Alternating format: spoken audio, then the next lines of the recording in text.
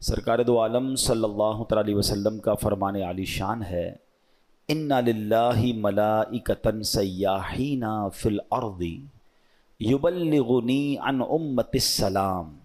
آقا فرماتے ہیں زمین پر کچھ فرشتے گھومتے پھرتے ہیں جو میری امت کا سلام مجھ تک پہنچاتے ہیں، یعنی ان فرشتوں کی ڈیوٹی یہ ہے کہ وہ امتی کا سلام بارگاہ رسالت میں پہنچاتے ہیں۔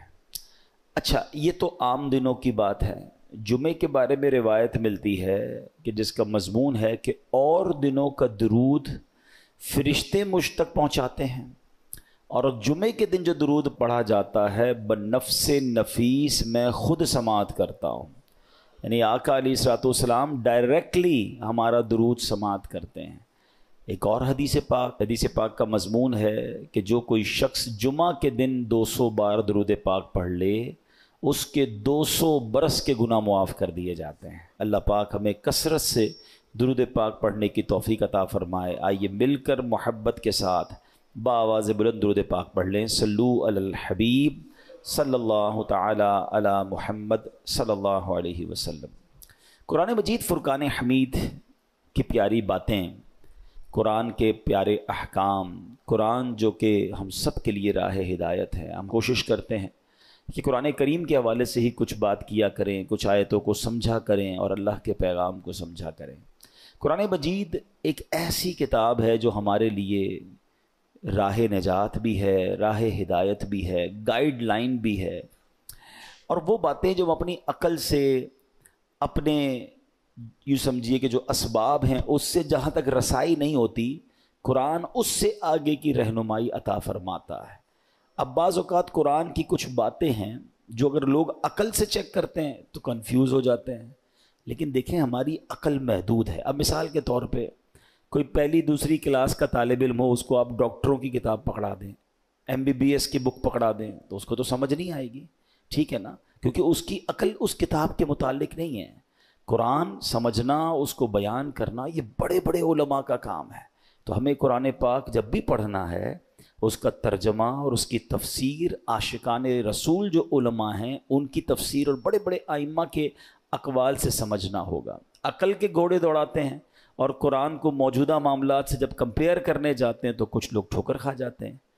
جیسے مثنوی شریف میں ایک بار ایک فلسفی کہیں سے گزر رہا تھا، اس کے کانوں میں قرآن کی تلاوت کی آواز آئی اور اس نے سورہ ملک کی تلاوت سنی، اور سورہ ملک کی جب آخری آیت اس نے سنی، ہم نے کئی بار سنی ہوگی، قُلْ أَرَأَيْتُمْ إِنْ أَصْبَحَ مَاؤُكُمْ غَوْرًا فَمَنْ يَأْتِيكُمْ بِمَاءٍ مَّعِينٍ، کئی باری آیت سنی۔ ترجمہ کیا ہے اس کا؟ آسان ترجمہ قرآن کنز العرفان، تم فرماؤ بھلا دیکھو تو اگر صبح کو تمہارا پانی زمین میں دھس جائے تو وہ کون ہے جو تمہیں نگاہوں کے سامنے بہتا ہوا پانی لا دے۔ یہ آیت کریمہ سن کر وہ فلسفی تکبر اور غرور میں کہنے لگا اس پہ کیا بڑی بات ہے، اگر اللہ پانی کو دھسا دے گا تو ہمارے پاس تو بڑی بڑی ڈرل مشینیں ہیں، بڑے بڑے آلات ہیں، ہم پانی کو نکال لیں گے، ہیں یہ تو جناب ہمارے اختیار میں ہے، اللہ فرماتا کون ہے جو نکالے، ہم نکالیں گے۔ اب اس نے قرآن کو اپنی عقل سے سمجھنے کی کوشش کی۔ اچھا، اب کیا ہوا، رات کو وہ فلسفی سویا تو اس کے خواب میں اس نے دیکھا کہ ایک بڑا طاقتور شخص آیا، اس نے اس فلسفی کے منہ پر ایک زوردار چانٹا مارا۔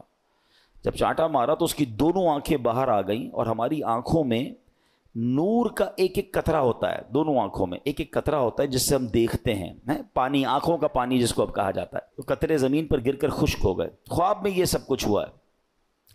خواب میں آنے والے شخص نے کہا کہ اے بدنصیب، اگر تو واقعی کدال اور پھاوڑے اور سائنسی آلات سے زمین میں گیا ہوا پانی نکال سکتا ہے تو اپنی ان دونوں آنکھوں سے نکلے ہوئے جو قطرے ہیں اس کو پانی کو نکال کے دکھا۔ صبح ہوئی تو اس کی آنکھیں پھوٹی ہوئی تھیں، آنکھوں میں بہت درد تھا، نظر کچھ نہیں آ رہا تھا، اور اس کا وہ جو سارا نشہ تھا، سارا غرور تھا، وہ بھی اتر چکا تھا کہ ہر چیز اپنے دماغ سے فیصلہ نہیں کی جاتی، اللہ کے احکام ہیں تو ہمارا کام اس پر عمل کرنا ہے، اس پر یقین کرنا ہے، اسے فالو کرنا ہے۔ قرآن میں ایسے ایسے خزانے ہیں، تو قرآن تو وہ عظیم کتاب ہے کہ جس کی ہمیں جو ہے برکتیں حاصل کرنی چاہیے، معاذ اللہ اس کو ڈبیٹ میں یعنی اس کو اگینسٹ میں اس کے بات کرنے سے پہلے 1000 بار سوچنا چاہیے۔ ہم مسلمان ہیں، ہمارا کام ایمان لانا ہے۔ شاعر کہتے ہیں نا، کسی کو تاج وقار بخشے، کسی کو ذلت کے غار بخشے، جو سب کے ماتھے پہ مہر قدرت لگا رہا ہے وہی خدا ہے۔ ہمیں اللہ کریم کے ہر فرمان پر بلا چوں چراں رب کریم عمل کرنے کی اور یقین کرنے کی توفیق عطا فرمائے۔ اچھا، اسی طرح قرآن مجید فرقان حمید میں اللہ کریم کی چونکہ اس میں باتیں ہیں، رب عز و جل کا ذکر ہے، اور اس میں ہمیں الحمدللہ اچھے طریقے سے ایمان بھی لانا ہے۔ یہاں ہمیں ایک اور بات بھی سمجھنا ہوگا کہ ہمارے اسلاف نے جب قرآن کریم فرقان حمید کو پڑھا تو پڑھنے کے بعد اس کے اندر ہم نے کتنا عمل کیا۔ اول تو ہم پڑھتے نہیں ہیں، پڑھتے ہیں تو عمل نہیں کرتے۔ ہمارے بزرگان دین نے کیسا عمل کیا؟ قرآن مجید کی ایک آیت تھی، ایک بڑی کمال کی آیت ہے، اور اس آیت نے ہزاروں، میں کہوں کہ بہت سارے لوگوں کی زندگی میں زبردست انقلاب برپا کر دیا۔ صرف ایک آیت ہے۔ آیت کیا ہے؟ الم یأن للذین آمنوا ان تخشع قلوبہم لذکر اللہ۔ 27واں پارہ ہے، سورہ حدید ہے، آیت نمبر 16 ہے۔ اس ایک آیت میں اتنا گہرا میسج ہے۔ اس کی میننگ کیا ہے؟ معنی یہ ہے، کیا وقت نہیں آیا ان لوگوں کے لیے جو ایمان لائے کہ جھک جائیں ان کے دل اللہ کی یاد کے لیے؟ یعنی جھنجھوڑا گیا ہے، بھی وقت نہیں آیا کہ توبہ کرو اور اللہ کی طرف جھک جاؤ؟ اب دیکھیں، جس کے دل پہ اثر ہونا ہوتا ہے کیسا ہوتا ہے، جو پاکیزہ دل اللہ پاک جن کے دلوں پر قرآن کا اثر ڈالتا ہے کیسا ہوتا ہے، کہ حضرت فضیل بن عیاض رحمت اللہ تعالی علیہ، یہ بہت بڑے اللہ کے ولی گزرے ہیں، مگر شاید بہت کم لوگوں کو پتا ہوگا کہ توبہ سے پہلے یہ بہت بڑے ڈاکو تھے، اور اتنے خطرناک ڈاکو تھے کہ محلے والے، علاقے والے، شہر والے ان سے ڈرا کرتے تھے۔ آپ نے قرآن مجید کی ایک آیت پر عمل کیا۔ ہوا کیا کہ ایک بار آپ قافلے کے ساتھ کہیں جا رہے تھے، قافلے میں ایک شخص جو تھا تلاوت قرآن کر رہا تھا، اور اس نے یہ آیت پڑھ دی۔ آیت کیا ہے؟ الم یأن للذین آمنوا ان تخشع قلوبہم لذکر اللہ۔ کیا وقت نہیں آیا ان لوگوں کے لیے جو ایمان لائے کہ جھک جائیں ان کے دل اللہ کی یاد کے لیے؟ اب جب یہ آیت آپ نے سنی نا، حضرت فضیل بن عیاض کے دل پر ایسا اثر ہوا، اتنا روئے، اتنا روئے، اور کہتے ہیں یا اللہ وہ وقت آ گیا ہے کہ ہم تیری راہ میں چل پڑیں۔ آپ رحمت اللہ تعالی علیہ زاروں کے تار رونے لگے، اس کے تقاضے پورے کیے، لوگوں کا لوٹا مال واپس کیا، اور اپنے سارے جو ڈاکوؤں کا گروپ تھا کہہ دیا کہ میں نے توبہ کر لی ہے، اب میں اللہ کی نافرمانی نہیں کروں گا۔ ڈاکوؤں کے قافلے والوں نے کہا کہ سردار، اب ڈکیتی میں بھی ہمارے سردار تھے، اب توبہ کر لی تو اس میں بھی آپ ہمارے سردار ہیں۔ پورے قافلے نے توبہ کی، اللہ کی یاد میں لگ گئے، علم دین سیکھا، عبادت و ریاضت میں مصروف ہوئے۔ اللہ اکبر! پھر اللہ نے آپ کو ولایت کا ایسا مقام عطا کیا کہ ایک مرتبہ منا میں ایک پہاڑ پر موجود تھے، آپ نے فرمایا اگر کوئی ولی اللہ اس پہاڑ کو حکم دے کہ ایک پہاڑ لمبا ہو جا تو فوراً لمبا ہو جائے گا۔ بس اتنا کہنے کی دیر تھی کہ پہاڑ نے لمبا ہونا شروع کر دیا۔ آپ نے فرمایا پہاڑ رک جا، میں نے تجھے حکم نہیں دیا ہے۔ یہ سنتے ہی وہ ٹھہر گیا۔ تو اللہ والے جو ہوتے ہیں، اب یہاں جو اصل ہمیں بات سیکھنی ہے کہ توبہ کرنے سے اللہ کیسا مرتبہ عطا فرماتا ہے۔ ڈاکو ہو اللہ اسے اپنا ولی بنا لیتا ہے، بس سچے دل سے توبہ کرنا ہے اور قرآن کے نور کو دل میں داخل کرنا ہے۔ ایسی بہت ساری قرآن میں آیتیں ہیں، اگر بندہ دل سے پڑھے تو وہ ڈائریکٹ دل پر اثر کرتی ہیں، امپیکٹ کریٹ کرتی ہیں۔ آپ قرآن کا امپیکٹ دیکھیں نا، کبھی کبھی ایسا ہوتا ہے کہ بہت اچھا قاری تلاوت کرنے والا ہو یا امام صاحب بڑی اچھی تلاوت کر رہے ہوں، ہمیں سمجھ نہیں آتا مگر آنکھوں سے آنسو جاری ہو جاتے ہیں، دل پر ایک کیفیت طاری ہو جاتی ہے۔ کیسے؟ بات تو سمجھ نہیں آ رہی ہے۔ یہ وہ قرآن کا نور ہے، یہ وہ قرآن کی برکت ہے جو آپ اپنے دل میں محسوس کرتے ہیں۔ اللہ کرے کہ میں اور آپ سمجھ کر قرآن پڑھنے والے بنیں اور قرآن کی برکتیں حاصل کریں۔ صحابہ کرام کس طرح عمل کرتے تھے؟ قرآن کی آیت پڑھتے تھے اور نیکی پر عمل کر لیتے تھے۔ بخاری شریف کی ایک حدیث ہے، حضرت ابو طلحہ انصاری رضی اللہ تعالیٰ عنہ بڑے مالدار صحابی تھے، انہیں اپنے مال میں بے روحا، یہ بڑا پیارا ایک آپ کا کنواں تھا، باغ بھی تھا، وہ باغ بڑا پسند تھا آپ کو، تو بے روحا نامی باغ انہیں بڑا پسند تھا۔ تو قرآن کی آیت نازل ہوئی، لن تنالوا البر حتی تنفقوا مما تحبون، یہ چوتھے پارے کی پہلی آیت ہے۔ اب دیکھیں اس ایک آیت میں میسج کتنا ہے، 6600 سے زیادہ آیتوں میں کیا کیا خزانے ہوں گے. میں نے آپ کو ابھی ایک آیت سنائی جس نے حضرت فضیل بن عیاض کو بدل دیا. ابھی ایک آیت سنائیے، چوتھے پارے کی پہلی آیت. ترجمہ کیا ہے اس کا؟ تم ہرگز بھلائی کو نہیں پا سکو گے جب تک راہ خدا میں اپنی پیاری چیز خرچ نہ کرو. کیا شاندار میسج ہے. اگر بھلائی چاہیے تو اللہ کی راہ میں بیسٹ خرچ کرنا ہے، گھٹیا نہیں. اچھا انہوں نے پڑھی یہ آیت، ابھی نازل ہوئی، ابھی پڑھی، فوراً نبی پاک کی بارگاہ میں حاضر ہوئے، کہتے حضور بے روحہ جو ہے نا باغ مجھے بڑا پسند ہے، اللہ نے فرمایا ہے بھلائی جب ملے گی جب بہترین چیز خرچ کرو گے، حضور میں اپنا یہ پورا باغ ہی راہ خدا میں خرچ کرتا ہوں، صدقہ کرتا ہوں. ادھر آیت پڑھی، ادھر عمل شروع. ہم نہ جانے کتنے بیان سنتے ہیں، کتنی آیتیں پڑھتے ہیں، کتنا قرآن پڑھتے ہیں، عمل کدھر ہے؟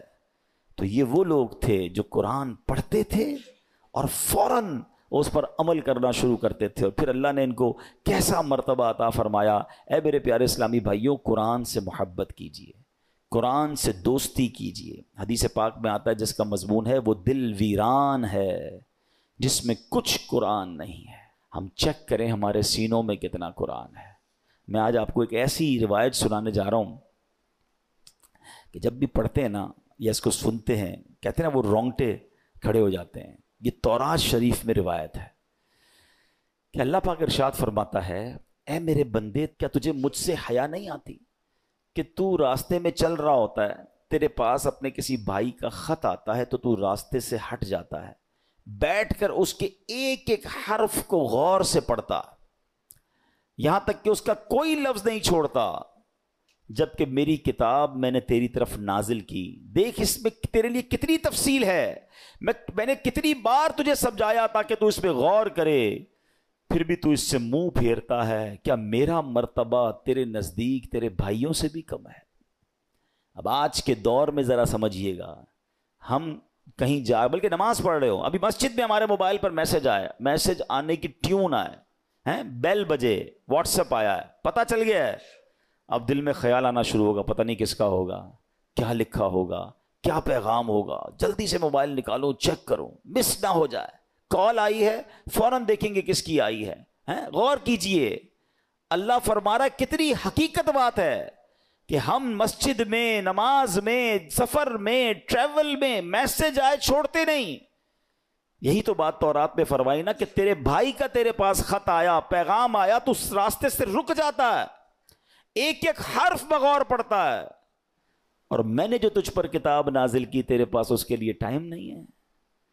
کتنی ہدایت کی باتیں ہیں، کتنا تجھے اس میں سمجھایا ہے، کتنا تجھے بتایا ہے.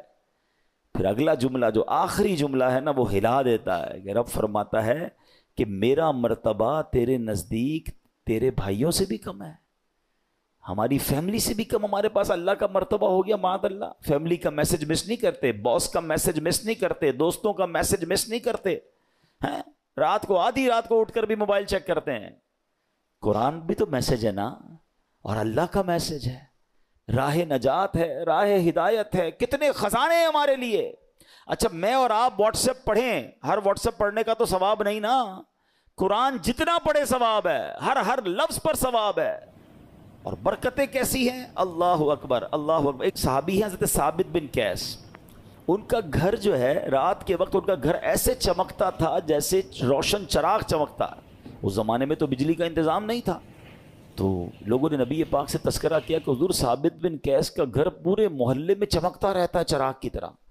تو نبی پاک نے پتہ کیا فرمایا، ثابت بن قیس ضرور رات کو سورہ بقرہ کی تلاوت کرتے ہوں گے. صحابہ نے آ کے پوچھا کیا ایسا ہی ہے؟ کہتے ہاں میں روز رات کو سورہ بقرہ کی تلاوت کرتا ہوں. یعنی اب غور کریں کہ قرآن پڑھنے پر ثواب، برکتوں کا نزول، فرشتوں کا نزول، ہدایت الگ مل رہی ہے، گائیڈنس الگ مل رہی ہے. But we have no time to read Quran and have no time to understand Quran. لیکن جو میسیجز آ رہے ہیں، جو ای میلز آ رہی ہیں، جو واٹس ایپ آ رہے ہیں، سب پڑھ رہے ہیں، سب دیکھ رہے ہیں، مس نہ ہو جائے. کتنی بڑی بات ہے کہ اللہ کے پیغام کے لیے وقت نہیں ہے. ہم مسلمان ہیں، ہم کیا یہ جواب دے سکیں گے قیامت کے دن کہ اللہ بڑا بیزی تھا، ٹائم نہیں تھا، بیزی لائف تھی، فیملی لائف تھی؟ نہیں میرے پیارے اسلامی بھائی، اس کو محسوس کیجئے. اب میں ایک اور لاجک کے ذریعے سمجھاتا ہوں، پھر میں قرآن کی اس آیت کی طرف آؤں گا جو آج میرا ٹاپک ہے۔ اللہ کرے کہ قرآن سے محبت کسی طرح بڑھ جائے اور ہم روز قرآن پڑھنے والے بنیں۔ آپ میں سے بہت سارے مجھے ایسے چہرے نظر آ رہے ہیں کہ جو بزنس مین بھی ہیں، اپنے اپنے کاروبار میں باس کی حیثیت رکھتے ہیں، یا مینیجر ہیں، یا ایچ او ڈی ہیں۔ ہم کیا کرتے ہیں نارملی رات کو سونے سے پہلے ہم اپنے مینیجر کو، اپنے امپلائی کو کچھ میسیجز کرتے ہیں کہ بیٹا صبح اٹھ کے یہ کام کر لینا، یہاں سے چیک اٹھا لینا، فلاں فائل وہاں دے دینا، بینک میں یہ پیسے ڈلوا دینا، 5 7 8 کام دے کے آپ فری ہو گئے۔ آپ کو پتہ ہے اب جب میں اٹھ کر کھانا وانا کھا کے بریک فاسٹ کر کے آفس پہنچوں گا یہ سارے کام ہو گئے ہوں گے، کیونکہ اس کی ڈیوٹی یہی ہے۔ اب ایک دن آپ صبح اٹھے اور آپ نے فون کیا کہ میں نے آپ کو کام دیے تھے وہ سارے ہو گئے، وہ کہے کہ سر وہ آپ کا میسج نہیں سن سکا، مجھے بتائیں آپ کا کیا رپلائی ہوگا؟ اور اگر بڑے اہم کام، بڑے امپورٹنٹ کام آپ نے دیے ہوں اور وہ آپ کو یہ جواب دے دے کہ ٹائم گزر گیا بینک کا، وہ جو فیس جمع کروانے کا ٹائم تھا وہ ختم ہو گیا ہے، آج چالان جمع کرانے کی آخری ڈیٹ تھی وہ ختم ہو گئی، اور بندہ آپ کو جواب یہ دے میں نے سنا ہی نہیں آپ کا پیغام، بتائیں آپ کا کیا جواب ہوگا؟ آپ کتنا ناراض ہوں گے کہ تمہاری ڈیوٹی تھی، تمہاری تو جاب ہی یہی تھی کہ میرا میسج سنتے، تمہیں پتہ ہے کتنا نقصان ہو گیا، کتنا شاؤٹ کریں گے آپ، کتنا ناراض ہوں گے۔ آپ کا کوئی میسج نہ سنے آپ کو برا لگتا ہے۔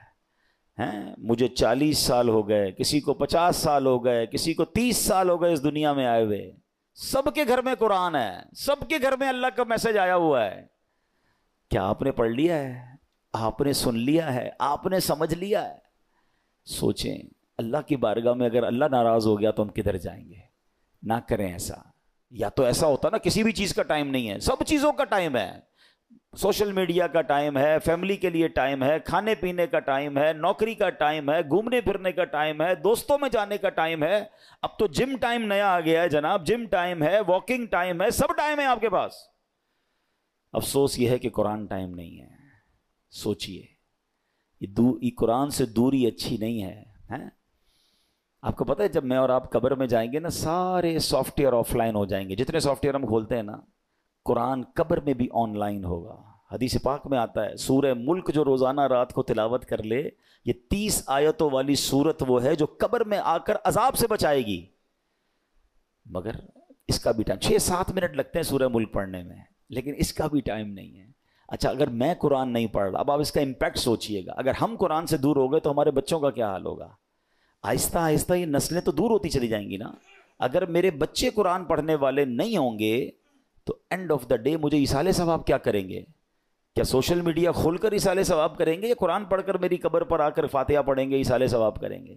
سوچئے، اپنے گھر میں یہ ماحول بنائیے، میں بھی قرآن پڑھوں، میری فیملی بھی قرآن پڑھے، انہیں نظر آئے کہ گھر میں قرآن کی تلاوت ہوتی ہے، پھر قرآن انڈرسٹینڈ کریں۔ اب تو بڑا آسان ہو گیا ہے، اب تو اردو زبان میں ترجمے موجود ہیں، ٹرانسلیشنز ہیں، ماشاءاللہ دعوت اسلامی نے تو قرآن کو اتنا آسان کر دیا ہمارے لیے کہ ترجمہ قرآن اور پھر تفسیر قرآن صراط الجنان، یہ اتنی کمال کی قرآن پاک کی تفسیر ہے، ڈیٹیلڈ تفسیر آسان اردو میں، پھر اس کی اپلیکیشن بھی بنا دی ہے، آپ سرچ بھی کر سکتے ہیں کوئی ٹاپک، کوئی آیت، کوئی موضوع، اور آپ کو اس کے تحت قرآن پاک کی تفسیر مل جائے گی، اپنے موبائل میں ڈاؤن لوڈ کر لیں، فری آف چارج ہے۔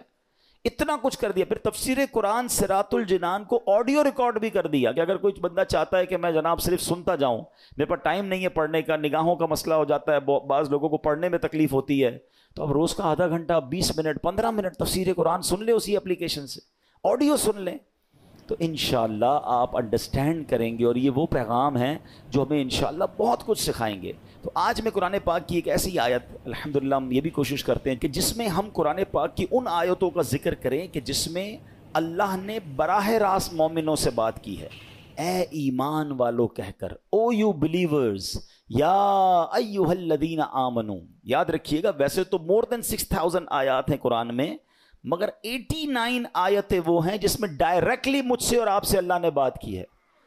پیارے بھائیوں، کم از کم وہ 89 آیتیں تو پڑھ لیں کہ اللہ نے مجھے کہا کیا ہے، حکم کیا دیا ہے، آرڈر کیا دیا ہے۔ اب انہی میں سے ایک آیت آج میں تلاوت کر رہا ہوں، یہ پارہ نمبر 4 ہے، سورہ آل عمران ہے، اور آیت نمبر 200۔ اللہ ارشاد فرماتا ہے، یا ایھا الذین آمنوا اصبروا وصابروا ورابطوا واتقوا اللہ لعلکم تفلحون۔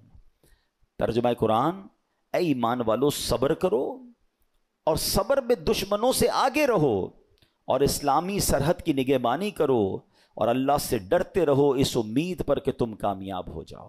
اس میں 2-3 بڑے پیارے میسج ہیں۔ اس آیت میں ارشاد فرمایا، اے ایمان والو، نیکیاں کرنے، گناہوں سے بچنے کی مشقت، دنیاوی مصیبتوں اور آفتوں پر صبر کرو، اور جنگ کی سختیوں کے موقع پر صبر کرنے میں کفار پر غالب رہو، صبر و استقامت میں ان سے کم تر ثابت نہ ہونا، اور اسلامی سرحد پر اپنے جسموں اور گھوڑوں کو کفار سے جہاد کے لیے تیار رکھو، اللہ تعالیٰ کی اطاعت پر کمر بستہ رہو، اور تمام احوال میں اللہ تعالیٰ سے ڈرتے رہو، اور اس امید پر کہ تم جہنم سے نجات پا کر جنت حاصل کرنے میں کامیاب ہو جاؤ۔ اب یہاں میرے پیارے اسلام میں کچھ الفاظ کے ذرا تفصیل سے معنی۔ صبر اور مصابرہ کا معنی، صبر کا معنی ہے نفس کو اس چیز سے روکنا جو شریعت اور عقل کے تقاضوں کے مطابق نہ ہو، اور مصابرہ کا معنی ہے دوسروں کی ایذا رسانیوں پر، کوئی تکلیف پہنچائے تو اس پر صبر کرنا۔ یاد رہے صبر کی 3 قسمیں ہیں۔ نیکیوں میں صبر، جیسے بعض اوقات انسان نیکی کرتا ہے تو اس کو تکلیف ہوتی ہے، مشکل ہو رہی ہوتی ہے، فجر کے لیے اٹھنا ہے، نیکی کی دعوت دے رہا ہے تو کوئی مخالفت کر رہا ہوتا ہے، دین کا کام کر رہا ہوتا ہے تو رکاوٹیں آ رہی ہوتی ہیں، تو نیکی کرنے میں جو تکلیف ہو اس پر صبر کرنا، یہ ایک صبر کی قسم ہے۔ دوسرا، ممنوعات سے بچنے کی مشقت پر صبر، جیسے گناہ کرنے کو جی چاہ رہا ہے، گناہ کرنا آسان ہو گیا ہے، موقع مل رہا ہے، اور انسان اب کوئی روکنے والا بھی نہیں ہے، اب وہ صبر کر رہا ہے، اب وہ اپنے آپ کو روک رہا ہے، مال آگے آ رہا ہے، حرام روزی نظر آ رہی ہے، چانس مل رہا ہے، چوری کرنے کا چانس مل رہا ہے، دھوکہ دینے کا چانس مل رہا ہے، ایک ڈیل آئی ہے جناب جس میں بڑے پیسے ہیں، تھوڑا سا گڑبڑ کرنی ہے، یہ صبر کرنا ہے، یہ صبر اللہ کو بڑا پسند ہے۔ ہاں، اس پر صبر کرنا یہ بھی صبر کی قسم ہے۔ اور آپ نے قرآن کی وہ آیت یاد رکھنی ہے کہ ان اللہ مع الصابرین، اللہ صبر کرنے والوں کے ساتھ۔ ہم لوگ بعض اوقات سمجھتے ہیں کہ جو مار پڑتی ہے، جھگڑا ہوتا ہے، بیماری ہو جاتی ہے، اسی پر صبر، یقیناً یہ بھی صبر کی ایک قسم ہے۔ تیسری قسم ہی یہی ہے کہ دنیا کی مصیبتوں اور آفتوں پر صبر کرنا، لیکن جو پہلی 2 قسمیں ہیں نا، یہ بھی صبر ہی ہے، اور بڑا کمال کا صبر ہے کہ نیکی کرنے میں مشکل ہو رہی ہے، بندہ صبر کر رہا ہے مگر نیکی کیے جا رہا ہے۔ بعض اوقات روزہ رکھتے ہیں، تکلیف ہوتی ہے، مشقت والا کام بھی ہے، پھر بھی روزہ رکھ رہے رمضان کا، صبر کر رہے ہیں نا، یہ بھی صبر کرنے والا ہے۔ گناہ کا موقع مل رہا ہے، گناہ نہیں کر رہا، رک رہا ہے، یہ بھی صبر کرنے والا ہے۔ تکلیف آ گئی، آفت آ گئی، مصیبت آ گئی، اللہ کی رضا پر راضی ہے، صبر کر رہا ہے، یہ بھی صبر کرنے والا ہے۔ اچھا، اب اس میں ورابطو، قرآن میں ایک اور لفظ ذکر ہوا اس آیت میں، اس لفظ کے مفہوم پر مفسرین نے کافی تفصیلی کلام کیا، جس کا خلاصہ یہ ہے کہ لفظ ورابطو کے 2 معنی ہو سکتے ہیں۔ سرحد پر اپنے جسموں اور گھوڑوں کو کفار سے جہاد کے لیے تیار رکھو، نمبر 2، اللہ تعالیٰ کی اطاعت پر کمر بستہ رہو۔ تو جو لوگ سرحدوں کی، اسلامی سرحدوں کی حفاظت کرتے ہیں، اپنی جان جوکھوں میں ڈالتے ہیں، شہید ہو جاتے ہیں، اپنا سب کچھ لٹا دیتے ہیں، ان کے بڑے مرتبے قرآن میں بیان ہوئے، اور اس کی تو بڑی فضیلتیں ہیں۔ سبحان اللہ۔ یاد رکھیے کہ اسلامی ملک کی بقا، مسلمانوں کی حفاظت، دین کی سربلندی، اسلام کی قوت کا اظہار، لوگوں کے حقوق کا تحفظ، پیغام الہی کے لیے تبلیغ، کفر کی راہ میں رکاوٹ اور اس کی روک تھام میں اسلامی ملک کی سرحدوں کی حفاظت کا بہت عمل دخل ہے۔ حضرت سہل بن سعد ساعدی رضی اللہ تعالیٰ عنہ فرماتے ہیں کہ سرکار دو عالم علیہ الصلوۃ والسلام نے ارشاد فرمایا، راہ خدا میں ایک دن سرحد کی نگہبانی کرنا دنیا و ما فیہا سے بہتر ہے۔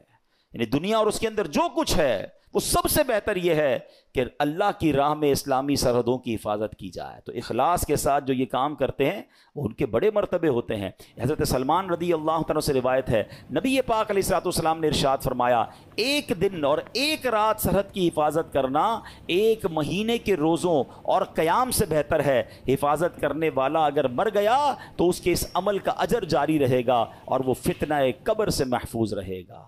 تو یہ نصیب والوں کا حصہ ہوتا ہے۔ ٹھیک ہے، اب ہم نے 2 باتیں اس آیت سے سیکھی کہ ایک صبر کرنا ہے، مصیبت آئے تو صبر کرنا ہے، نیکیاں مشکل لگ رہی ہیں پھر بھی نیکیاں کرنی ہے، فرض پورا کرنا ہے، صبر کرنا ہے، اور اسی طرح گناہ کرنے کا موقع مل رہا ہے، چانس مل رہا ہے، بڑھ کر گناہ آ رہا ہے، اپنے آپ کو روکنا ہے، صبر کرنا ہے، یہ سب صبر میں شامل ہے۔ اور پھر ہم نے اسلامی سرحدوں کی حفاظت کے بارے میں سنا۔ اسی طرح میرے پیارے اسلامی بھائیوں، نبی پاک نے ایک بار صحابہ کرام سے فرمایا، تمہیں ایسی چیز نہ بتا دوں جس کے سبب اللہ تعالیٰ خطائیں مٹا دے اور درجات بلند کرے؟ عرض کی حضور ضرور بتائیے۔ ارشاد فرمایا جس وقت وضو ناگوار ہوتا ہے اس وقت وضو کامل کرنا اور مسجدوں کی طرف قدموں کی کثرت اور ایک نماز کے بعد دوسری نماز کا انتظار، اس کا ثواب ایسا ہے جیسا کفار کی سرحد پر حمایت بلاد اسلام کے لیے گھوڑا باندھنے کا ہے۔ یعنی کچھ لوگوں کو تو جہاد کا موقع ملتا ہے، اللہ ان کو سلامتی عطا فرمائے، مگر عام مسلمان جیسے ابھی کوئی اگر اسلامی سرحدوں پر ہمارے ملک میں کوئی ایسا معاملہ نہیں اور ہم نہیں جا پا رہے، تو یہ کتنی پیاری حدیث ہے کہ ایک نماز سے دوسری نماز کا انتظار کرنا، جب وضو مشکل ہو اس وقت وضو کرنا، سردیوں میں بعض اوقات وضو مشکل ہو جاتا ہے، مسجدوں کی طرف قدم رکھ چلنا، تو آقا فرماتے ہیں اس کا ثواب ایسا ہے کہ کفار کی سرحد پر حمایت بلاد اسلام کے لیے گھوڑا باندھنے کا۔ تو اے میرے پیارے اسلامی بھائیوں، قرآن پاک کی آیتوں میں ہم سب کے لیے بہت سارے میسج ہیں۔ آج بڑا مسئلہ یہ ہے کہ ہمارے اندر سے صبر ختم ہوتا جا رہا ہے، آج بے صبری کا دور ہے، چھوٹی سی مشکل آ جائے، چھوٹی سی پریشانی آ جائے، ہم شکوہ کرتے ہیں، ہم شکایت کرتے ہیں۔ یاد رکھیے سب کو بتا کر صبر نہیں ہوتا ہے، بعض اوقات ہمارے ساتھ کوئی پرابلم ہو پورے محلے کو بتایا، ارے بھائی بڑا مسئلہ ہے، کاروبار ڈاؤن ہو گیا ہے، طبیعت بالکل ٹھیک نہیں ہے، فلاں نقصان ہو گیا ہے، سب کو بتا کر آخر میں کہتے ہیں جناب میں تو صبر ہی کر رہا ہوں۔ یہ صبر نہیں ہے، صبر پتہ ہے کس کو کہتے ہیں؟ میں جانوں میرا رب جانے۔ ہاں، کسی کو پتہ نہ چلے۔ ہم ایک جملہ بڑا شوق سے کہہ رہے ہوتے ہیں، کافی لوگوں کے منہ پر یہ جملہ ایک محاورے کے طور پر آ گیا ہے کہ اللہ پاک آپ کو صبر جمیل عطا فرمائے، صبر جمیل پر اجر عظیم عطا فرمائے۔ ان کو کبھی روک کے پوچھیں حضرت صبر جمیل کہتے کس کو ہیں؟ تو ہمیں شاید یہ نہیں پتا ہے، ہم شاید کسی جمیل بھائی کا صبر سمجھ رہے ہیں۔ یہ جمیل بھائی کا صبر نہیں ہے، صبر جمیل کی ڈیفینیشن لکھی ہے کتابوں میں۔ صبر جمیل یہ ہے کہ دو بندے ہوں، ایک پریشان ہے اور ایک بالکل خوشحال ہے، آپ کو دونوں کو دیکھ کر پتہ نہ چلے کہ پریشان کون ہے، میرا چہرہ بھی نہ بتائے۔ اچھا ہم زبان سے نہیں بتاتے، چہرے سے پتہ چل جاتا ہے، بھائی خیر تو ہے آج آپ کی طبیعت، آپ کا منہ اترا ہوا ہے، تو ہاں بس یار وہ فلاں مسئلہ ہو گیا فلاں، نہیں، کسی کو پتہ ہی نہ چلے۔ صبر یہ جو جس صبر کو سبحان اللہ جس کی برکتیں ہیں نا، پھر دیکھیں غیب سے کیسے مدد آتی ہے۔ وہ نعت کا شعر سنا ہوگا نا، کسی کا احسان کیوں اٹھائیں، کسی کو حالات کیوں بتائیں، تم ہی سے مانگیں گے تم ہی دو گے، تمہارے در سے ہی لو لگی۔ ہم اچھا مجھے ایک بات بتائیں، میں اپنی بیماری کسی کو بتا دوں، کیا وہ علاج کر دے گا؟ میرا نقصان ہو گیا کاروبار میں، اس کو بتاؤں گا کیا پیسے دے دے گا؟ ملنا کچھ نہیں ہے، صبر کا ثواب جا رہا ہے۔ تو اللہ کرے کہ یہ بات سمجھ آ جائے کہ ہم پراپر صبر کرنے والے بنے۔ ہے بات بڑی گہری لیکن عقل مند لوگ پک کر لیں گے۔ حضرت رابعہ بصریہ رضی اللہ تعالیٰ عنہ نے، بڑی ولیہ تھیں، بڑی کمال کی خاتون تھیں، ان کے قریب سے ایک شخص گزرا، اس کے سر پر پٹی بندھی ہوئی تھی۔ تو حضرت رابعہ بصریہ نے پوچھا کیوں پٹی باندھی ہے؟ کہتے ہیں سر میں درد ہے، بیمار ہوں اس لیے پٹی باندھی ہے۔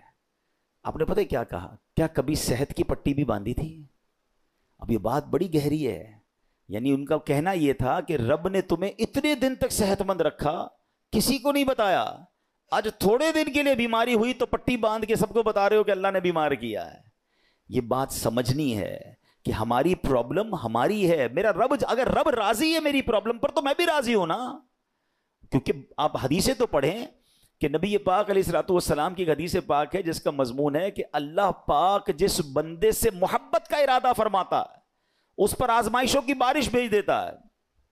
اب بڑی اہم بات ہے کہ محبت بھی ہو رہی ہے اور آزمائشیں بھی آ رہی ہیں۔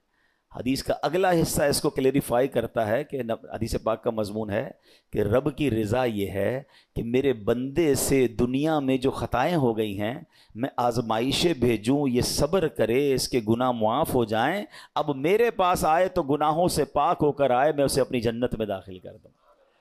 تو آزمائشیں تو میرے گناہ معاف کروانے آئی تھیں، اور ہم ہیں کہ ان آزمائشوں پر واویلا مچا رہے ہیں، لوگوں کو بتا رہے ہیں، شکوے کر رہے ہیں، بعض اوقات تو زبان سے جملے ایسے کہہ دیتے ہیں جو اللہ کی بارگاہ میں ناراضی کا سبب بنتے ہیں۔ نہیں میرے پیارے اسلامی بھائی، ہمیں یہ غور کرنا چاہیے کہ جس رب نے ساری زندگی چھاؤں میں رکھا ہے، اگر کچھ دن دھوپ کے آئے ہیں تو صبر سے گزارنا، یہ امتحان ہے۔ قرآن میں رب نے فرمایا نا، وہی بات والی بات ہے، قرآن پڑھیں نا، اللہ فرماتا ہے وَلَنَبْلُوَنَّكُمْ بِشَيْءٍ مِّنَ الْخَوْفِ وَالْجُوعِ وَنَقْصٍ مِّنَ الْأَمْوَالِ وَالْأَنفُسِ وَالثَّمَرَاتِ وَبَشِّرِ الصَّابِرِينَ۔ اللہ نے تو لسٹ بھی دے دی ہے، ہم ان قریب تمہیں آزمائیں گے، بھوک سے مال کم ہو جائیں گے، بیمار ہو جاؤ گے، خوف آ جائے گا، پرابلمز آئیں گی، مگر آگے کیا فرمایا؟ وَبَشِّرِ الصَّابِرِينَ، خوشخبری ہے صبر والوں کے لیے۔ الذین اذا اصابتہم مصیبہ، جب وہ مصیبت میں گرفتار ہو جاتے ہیں، قالوا انا للہ و انا الیہ راجعون، کہتے ہیں ہم اللہ ہی کا مال ہے، اللہ ہی کی طرف لوٹ کر جانا ہے۔ تو اللہ قرآن کی اس آیت کے صدقے ہمیں صبر کرنے والا بنا دے۔ صبر کا اجر اتنا بڑا ہے، اتنا بڑا ہے، یہ مصیبتیں پریشانیاں گناہوں کو معاف کروانے، درجات کو بلند کرنے آتی ہیں۔ اللہ صبر کی دولت نصیب فرمائے، آمین بجاہ النبی الامین صلی اللہ علیہ وسلم۔